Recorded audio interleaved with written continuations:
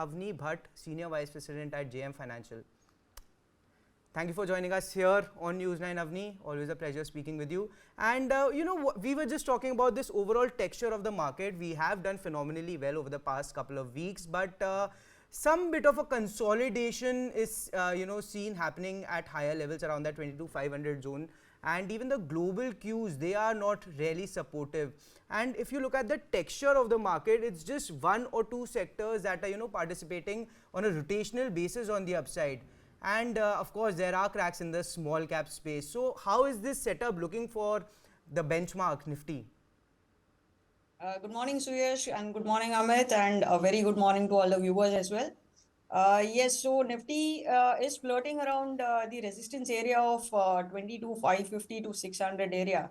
And that's a very crucial level where we could see some profit booking. But if you look at the overall broader trend of the market, it's pretty positive. And I believe by month end, by the end of March series, I think we should be heading close to around 22,800 on the upside and probably 23,000 also.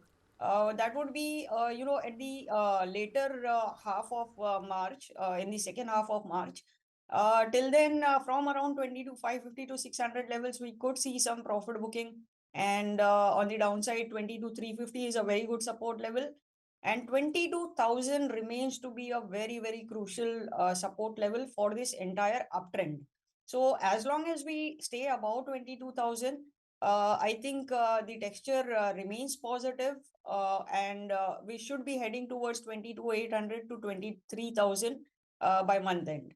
Now, on similar lines, Bank Nifty is trying to, at least test the all-time highs that it had made earlier. And on the downside, 47,700 is a crucial support level. If that is breached, I think we will be heading towards around 47,400 levels again on the downside. And but overall, I think it should stabilize. It's consolidating right now. On the upside, 48,300 is one of the major resistance areas, and above that, only if it crosses that, then it will be able to test the all-time high of 48,600. So again, once again, Bank Nifty is a slow mover compared to Nifty, and there are a lot of sectors that are supportive of Nifty. So on rotational basis, as you said, so as and when there is any kind of correction in the market, there is some or the other sector that comes and comes to the rescue for Nifty. So I think Nifty overall the texture is better, and Bank Nifty has to catch up.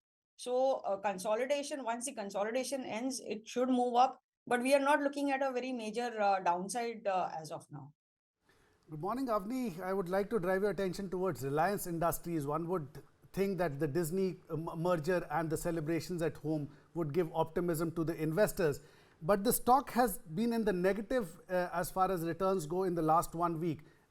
1.82% in the negative last 1 week. It has not been able to breach the 3,000 mark. It is floundering today at 2,970. What do you make of Reliance? Just a blip and it is going to go up again, or something else is happening? Reliance, Amit, I think you should look at the options data. It's a very clear picture coming in from the options data. There's a huge OI built up at 3,000 call and put. But if you look at the open interest quantum at 3,000 call, it's way higher than what built up we are looking at on the put side. And the second highest open interest is on at 2,900 put. So basically, Reliance is consolidating in a range of 2,925 to it did try to cross 3,000 and made a high of 3,025. But again, once again, it is in a consolidation phase, 2,925 being the support level. And 3,000 is a very crucial resistance, which I feel will not be crossed in this month at least. And whenever 3,000, a close above 3,000 is seen, we should be seeing Reliance heading towards 3,100 in no time. But as of now, for this particular series, I don't think it is going to cross 3,000. All right, and another stock that we are focusing on in, this morning is Tata Chemicals. Now, after that 6-day run-up where the stock surged about 40% or so, and that was on the back of reports suggesting that Tata Sons will have to come out with their IPO by September of 2025. But I mean, this morning the reports are suggesting that they are looking ways to avoid that listing in September of 2025, and of course, Tata Chemicals was going to benefit greatly from that value unlocking exercise, and that's why the stock was rallying. But with Tata Sons looking to avoid this, avoid going public next year, the stock has taken a beating this morning. It's down by about 10%. But Avni, overall, it has been in that consolidation phase for the longest of time, and most of the upside that has come for the stock in the last 12-15 months has been in that last 1 week.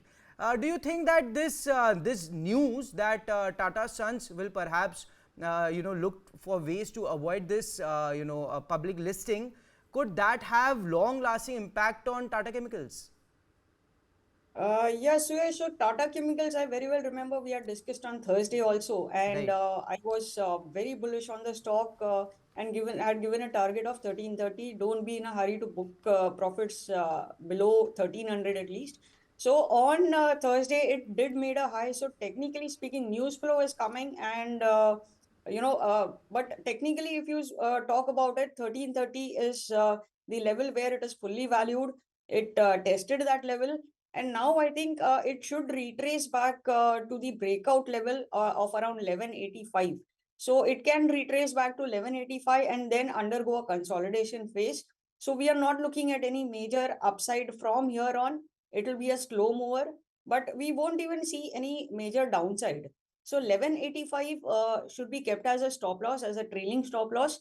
And on the upside, max it could see is somewhere around 1265 to 1270 levels from here on. So it's going to be a slow mover now. The game is over. I don't think we should be taking any trades in this stock now.